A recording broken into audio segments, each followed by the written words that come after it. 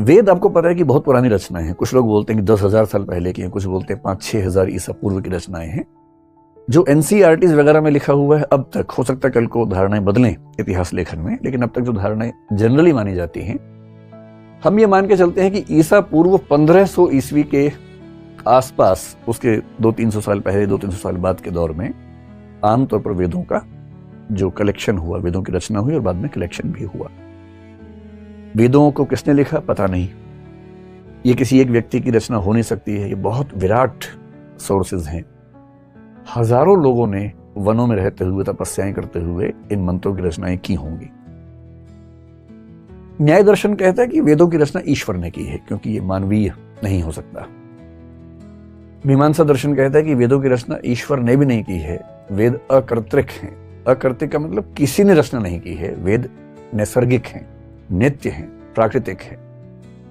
हाँ, ये हो सकता है कि वेदों के ज्ञान को कुछ लोगों ने कंपाइल कर दिया हो, लेकिन वेदों की रचना ईश्वर भी नहीं, क्योंकि मीमांसा दर्शन ईश्वर को मानता नहीं है।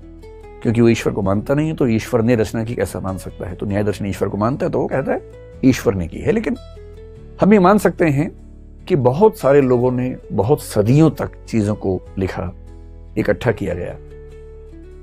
वेदों को इकट्ठा जिस व्यक्ति ने किया उसको आमतौर पर हम कहते हैं कि वो वेद व्यास थे। कुछ हिंदी में लिख देता हूं, वरना मैं हिंदी लिखने भूल जाऊंगा। तो जो वेद व्यास नाम के एक ऋषि हुए, वेद व्यास बहुत ही विराट योगदान वाले व्यक्ति माने जाते हैं। हालांकि स्वामी विवेकानंद ने कहा कि वेद व्यास को एक व्यक्ति नहीं रहे होंगे, एक समूह या एक परंपरा रही होगी, क्योंकि एक व्यक्ति इतना कैसे कर सकता है। ये वो व्यक्ति हैं जिन्होंने सारे वेदों को कंपाइल किया। ये वो व्यक्ति हैं जिन्होंने 18 पुराणों की रचना की। ये वो व्यक्ति हैं जिन्होंने महाभारत की भी रचना की, और महाभारत का मतलब है गीता की भी रचना की। और ये वो व्यक्ति हैं जिनके बारे में लोग मानते हैं कि यही ऋषि बादरायण भी थे जिन्होंने ब्रह्म सूत्र या वेदांत सूत्र की रचना की, जो वेदांत दर्शन का सबसे मूल एक ग्रंथ है। हालांकि चौथी बात पे डिबेट है, कुछ लोग मानते हैं कि दोनों व्यक्ति एक ही व्यक्ति थे। वेद 4 हैं, आपको अच्छे से पता ही है, जिनमें से एक का नाम ऋग्वेद है, एक का नाम सामवेद है, एक का नाम यजुर्वेद है, एक का नाम अथर्ववेद है।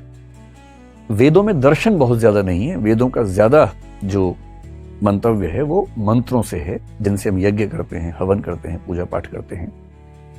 दार्शनिक प्रवृत्तियां वेदों के शुरुआती हिस्से में नजर नहीं आती हैं। इसलिए वेदों में शुरू में कुछ कंफ्यूजन भी है, जैसे ईश्वर को लेकर, ईश्वर एक है या बहुत सारे हैं। तो वेदों में सामान्यतः है कई ईश्वर माने गए हैं, सूर्य को भी, वरुण को भी, इंद्र को भी, बहुत सारे ईश्वर हैं। और ये कंफ्यूजन भी दिखता है कि मैं पूजा करूं तो किसकी करूं। एक वाक्य वेदों में बार बार आता है, कस्मै देवाय हविषा विधेम। फिर इस कंफ्यूजन का समाधान क्या निकाला गया कि अरे भाई, सब रास्ते एक ही रास्ते हैं। एकम सद्विप्रा बहुधा वदंती, इसमें ऋग्वेद में कहा गया है। एक ही सत्य है, अलग अलग तरीके से कहा जाता है। अग्नि यमम मातरेश्वान माहु, अग्नि कहो, यम कहो, मातरेश्वान कहो या माहु कहो, सत्य एक ही है। एकम सद विप्रा बहुधा वदंती। लेकिन वेदों में आपको हल्का हल्का कंफ्यूजन दिखेगा, क्योंकि उस समय शुरुआती चिंतन हो रहा है और ये निश्चित नहीं हो पा रहा कि हम ब्रह्मांड की व्याख्या कैसे करें। हर वेद के 4 हिस्से माने जाते हैं, जिसमें पहले हिस्से का नाम होता है संहिता। और संहिता का बेसिक मतलब है मंत्र, जिन मंत्रों से हम पूजा पाठ करते हैं। तो जब भी आप वैदिक मंत्र सुनेंगे तो इसका मतलब है कि वो वेद का कौन सा हिस्सा है, संहिता। संहिता के बाद दूसरा हिस्सा होता है जिसको बोलते हैं ब्राह्मण। ब्राह्मण का बाद में तो वर्ण व्यवस्था में एक वर्ण का नाम हो गया, लेकिन ब्राह्मण का बेसिक मतलब वेदों में है कि जब पूजा पाठ होगा उसके विधि विधान क्या होंगे, उन विधि विधानों का वर्णन ब्राह्मण कहलाता है। ऐसा मानते हैं कि ये विधि विधान करने वाले व्यक्ति बाद में इसी वजह से ब्राह्मण ही कहलाने लगे होंगे। तीसरा जो शब्द है या तीसरा जो हिस्सा है उसको बोलते हैं आरण्यक। अरण्य होता है जंगल। आरण्यक का मतलब है कि जो लोग वनों में निवास करते हैं, तपस्वी वगैरह हैं, उनके लिए आचार व्यवहार के क्या नियम हैं वो आरण्यक में होते थे। और सबसे मजेदार बात, वेदों का ही जो चौथा हिस्सा होता है उसका नाम होता है उपनिषद।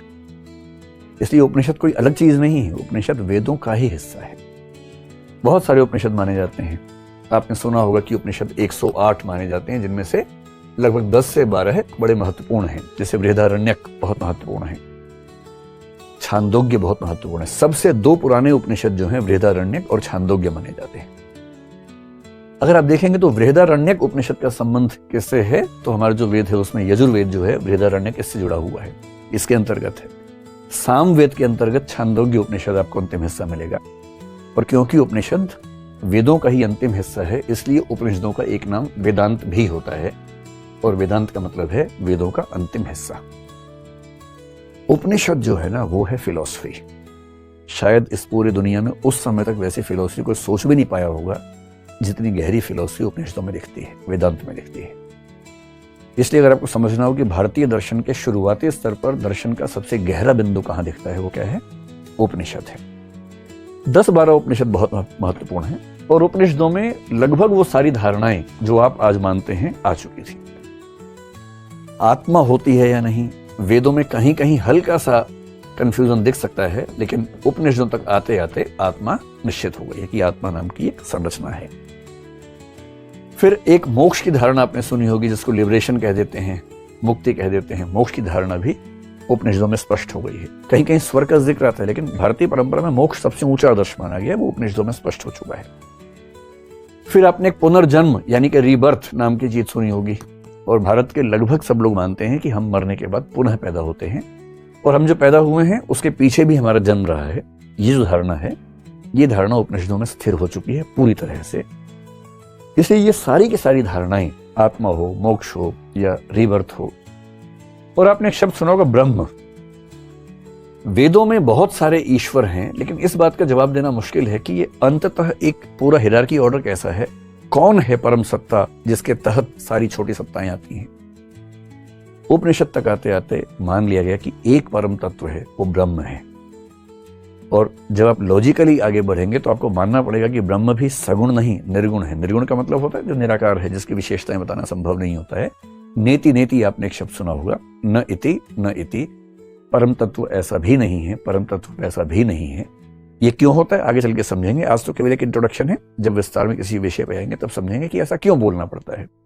क्यों उपनिषदों ने ब्रह्म की व्याख्या करते हुए बार बार नेति नेति कहा कि ब्रह्म ऐसा भी नहीं है, ब्रह्म वैसा भी नहीं है। और क्यों शंकराचार्य ने, आदिगुरु शंकराचार्य ने इस बिंदु को बहुत ज्यादा हाईलाइट किया आगे चलकर, कई 100 साल बाद क्यों ऐसा किया। इसलिए मोटी सी बात है कि उपनिषद में लगभग वो सारी दार्शनिक मान्यताएं हैं जो हम आज तक फॉलो करते हैं। विशेष रूप से जो हिंदू धर्म को मानने वाले व्यक्ति हैं वो आमतौर पर इसको आज तक फॉलो करते हैं। ये इंडियन फिलॉसफी का पहला फेज है। लेकिन इसके बाद क्या हुआ? इसके बाद कहते हैं कि जब वैदिक कर्मकांड काफी ज्यादा बढ़ा तो बहुत सारे लोगों की रुचि इन चीजों से हटने लगी, और विशेष रूप से पशु बलि पर आधारित जो यज्ञ थे उनको लेकर एक सामाजिक विरोध शुरू होना हुआ। उसका कारण मानते हैं कृषि प्रधान अर्थव्यवस्था जब आने लगी तो उसके साथ कुछ नए डेवलपमेंट्स हुए। जब हम सेकंड टर्म में आएंगे तब समझेंगे इसको। जो सेकंड फेज है वहां पर सेकंड और थर्ड फेज, 2 फेज एक साथ समझते हैं। और भारतीय दर्शन की 2 धाराएं बटी, जिनमें से एक को बोलते हैं नास्तिक दर्शन और एक को बोलते हैं आस्तिक दर्शन। नास्तिक और आस्तिक को आपने शब्द सुने ही होंगे। नास्तिक को बोलते हैं हेटेरोडॉक्स और आस्तिक को बोलते हैं ऑर्थोडॉक्स। ये शब्द प्रचलित हैं पश्चिम की दुनिया में, हेटेरोडॉक्स, ऑर्थोडॉक्स, और भारतीय परंपरा में नास्तिक और आस्तिक। अब देखिए, कुल मिला के जो भारतीय दर्शन माने जाते हैं दर्शन की पुस्तकों में, उनकी संख्या मानी जाती है 9। और ये 9 कौन है? वेद उपनिषद के बाद के दर्शन है। वेद उपनिषद को छोड़ दीजिए, उसके बाद जो दर्शन कुल माने जाते हैं वो 9 माने जाते हैं। और 9 में से 3 नास्तिक हैं, 6 आस्तिक हैं। लेकिन नास्तिक आस्तिक समझने से पहले समझ लें कि इसका मतलब क्या होता है। आप लोगों ने आमतौर पर फिल्मों में जो सुना होगा नास्तिक आस्तिक का अंतर, वो सुना होगा कि ईश्वर को कोई मानता है या नहीं मानता है। यदि कोई गॉड को मानता है तो वो थीस्ट है, कोई गॉड को नहीं मानता है तो वो अथीस्ट है। और अथीस्ट होना और नास्तिक होना एक ही बात है। अथीज्म ही नास्तिक होना है। इंटरेस्टिंग बात है कि भारतीय दर्शन में इसका मतलब ये नहीं होता है, इससे कोई मतलब नहीं। एक दूसरा मतलब कुछ लोग निकालते हैं कि जो लोग परलोक में, परलोक का मतलब ट्रांसेंडेंटल वर्ल्ड, ट्रांसेंडेंटल का मतलब है जो इस दुनिया से, डेंटल से कोई मतलब नहीं इसका, है ना। ट्रांसेंडेंटल का मतलब इस दुनिया से परे की दुनिया। जो मानता है कि इस दुनिया के परे कुछ नहीं है वो नास्तिक है। जो मानता है कि ना, इस दुनिया के परे कुछ है और बहुत महत्वपूर्ण है, वो कुछ ट्रांसेंडेंटल बिलीफ रखता है और उसके बारे में ये कहते हैं कि वो आस्तिक व्यक्ति है। भारतीय दर्शन के क्लासिफिकेशन में आस्तिक का मतलब ये भी नहीं होता है। तो तीसरा क्या हो सकता है? एक तीसरा है, और तीसरा है वेद। जो वेद लिखे गए, और वेद का मतलब यहां उपनिषद से भी हो जाता है, क्योंकि उपनिषद वेदों का हिस्सा ही है, अलग से नहीं। कुछ लोग मानते हैं कि वेद में जो लिखा है वो अंतिम सत्य है, अकाट्य सत्य है, परम सत्य है। हम तो उसको प्रमाण के रूप में मानेंगे, एक प्रूफ के रूप में, टेस्टिमनी के रूप में मानेंगे। इसको भारत में शब्द प्रमाण कहते हैं कि अगर किसी प्रामाणिक व्यक्ति का कथन है, प्रामाणिक ग्रंथ का कथन है, ऑथेंटिक सोर्स से आने वाली बात है, तो वो अपने आप में प्रूफ है, एविडेंस है।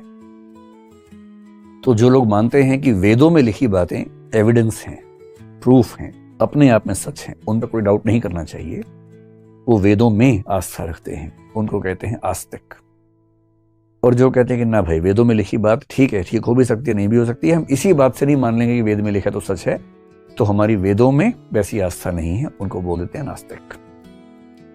इसे ध्यान रखना है कि भारतीय परंपरा में जब हम क्लासिफिकेशन करते हैं, नास्तिक का मतलब होता है जो वेदों को प्रूफ नहीं मानते, एविडेंस नहीं मानते, प्रमाण नहीं मानते। और ऐसे दार्शनिकों की संख्या 3 है। आपने शायद एक का नाम सुना होगा, चारवाक। जानते हैं इसको? आपके आसपास होंगे 2-4। इनका मिलना ज्यादा आसान काम है। एक दर्शन है जैन दर्शन, जैनिज्म, और एक दर्शन है बौद्ध दर्शन, यानी कि बुद्धिज्म। चारवाक, जैन और बौद्ध, ये तीनों वो दर्शन हैं जो वेदों को प्रमाण के रूप में स्वीकार नहीं करते, क्योंकि ये वैदिक जो स्ट्रक्चर था उसके खिलाफ ही आंदोलन के रूप में उठे थे। और जो आस्तिक दर्शन है उनकी संख्या 6 है, लेकिन वो 2-2 के ग्रुप में काम करते हैं।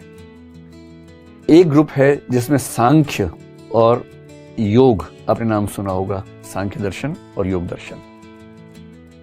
जो इंडियन फिलॉसफी के डेवलपमेंट का सेकंड एज है, वो दरअसल ये वाली एज है जिसको हम नास्तिक दर्शन कह रहे हैं। ये वाली एज है सेकंड। इस समय चारवाक उठे। आपने ऋषि बृहस्पति का नाम सुना होगा। बहुत इंटरेस्टिंग बात है कि चारवाक दर्शन की रचना करने वाले कौन थे? गुरु बृहस्पति थे। उनकी रचना से चारवाक दर्शन पैदा हुआ। उन्होंने क्यों रचना की, इसकी एक कहानी है, जब चारवाक को पढ़ेंगे तब समझेंगे। जैन दर्शन आपको पता ही है।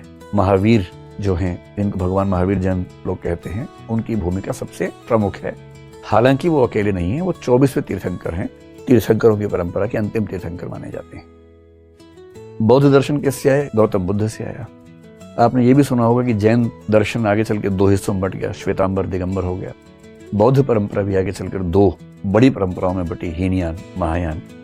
और अगर आप 1956 को ध्यान रखें तो एक और परंपरा बनी, नवयान। इसलिए बौद्ध परंपरा के 3 जो रास्ते निकले, हीनयान, महायान, और 20वीं सदी में डॉक्टर अंबेडकर के माध्यम से नवयान बना 1956 में। एक वो भी प्रसंग इसमें आता है। तो सेकेंड फेज में ये हुआ। अब इस सेकेंड फेज के विरुद्ध आप कह सकते हैं कि तीसरा पीरियड शुरू हुआ। और वो कौन सा पीरियड है? जो वेदों और उपनिषदों को फिर से रीइंस्टेट करता है, फिर से स्थापित करने का प्रयास करता है, जो जैन, बौद्ध और चारवाक के खिलाफ खड़ा होता है। और ये लोग कौन हैं? ये वैदिक और औपनिषदिक साहित्य की नई व्याख्याएं करते हैं। पूरी तरह से उस पर बेस न हो तो भी कम से कम उसको प्रमाण मानते हैं। और ये सब कहलाते हैं आस्तिक दर्शन। और आस्तिक कौन? जो वेदों को प्रमाण मानता है। नास्तिक कौन? नास्तिको वेद निंदकः मनुस्मृति में कहा गया है। नास्तिक वो है जो वेद का निंदक है। इस बात पर भारतीय दर्शन में एक सर्वसम्मति है कि नास्तिक का मतलब वो माना जाएगा। सांख्य और योग आपने नाम सुना होगा। ये दोनों दर्शन बहुत क्लोज हैं, इसलिए इनको एक ग्रुप मानते हैं, ग्रुप ऑफ फिलॉसफी है। ऐसे ही आपने एक नाम सुना होगा न्याय, और एक सुना होगा वैशेषिक। न्याय और वैशेषिक भी एक जॉइंट वेंचर जैसा समझ लीजिए कि 2 समूह एक साथ मिलकर काम कर रहे हैं। कुछ हिस्से पर आप काम करेंगे, हम मान लेंगे, कुछ हिस्से पर हम काम करेंगे, आप मानेंगे। जैसे न्याय दर्शन ने ज्ञान मीमांसा पर ज्यादा काम किया, वैशेषिक ने तत्व मीमांसा पर ज्यादा काम किया और एक दूसरे को मान लिया, तो इससे वो एक ग्रुप बन गया। और जो तीसरा ग्रुप बना उसका नाम है मीमांसा और वेदांत। मीमांसा और वेदांत, इन 6 फिलॉसफीज को अगर एक साथ जोड़ दें तो इसके लिए भारतीय दर्शन में एक शब्द चलता है, षट दर्शन। षट का मतलब क्या होता है फिलॉसफी में? 6, द कॉम्बिनेशन ऑफ 6 फिलॉसफीज, षट दर्शन। इसी षट दर्शन को बोलते हैं हिंदू दर्शन। कोई आपसे पूछे कि हिंदू दर्शन क्या है, पता होना चाहिए। हिंदू दर्शन का मतलब है 6 दर्शनों का समूह, सांख्य, योग, न्याय, वैशेषिक, मीमांसा, वेदांत। इन्हीं 6 दर्शनों के समूह को बोलते हैं सनातन दर्शन। तो जब कोई व्यक्ति कहे कि मैं सनातनी हूं, तो इसका बेसिक मतलब क्या है कि वो इन 6 दर्शनों में कही गई बातों को प्रमाण के रूप में स्वीकार करता है, इनके प्रति आस्था रखता है। तो ध्यान रखिएगा, हिंदू दर्शन, सनातन दर्शन, षट दर्शन एक ही बात है, और इसका मतलब 6 फिलॉसफीज का कॉम्बिनेशन है, ग्रुप है। ये 6 दर्शन कहां से आए? देखिए, वेदों में, उपनिषदों में बातें कही गई थी। उस समय तक लिपि का विकास नहीं हुआ था, तो लोग क्या करते थे, याद रख रख के काम चलाते थे। याद रखना पड़ता था सारा। जब आप याद रख के आगे बढ़ेंगे तो ज्यादा लिखना चाहेंगे या कम लिखना चाहेंगे? कम, ताकि याद रखना आसान रहे।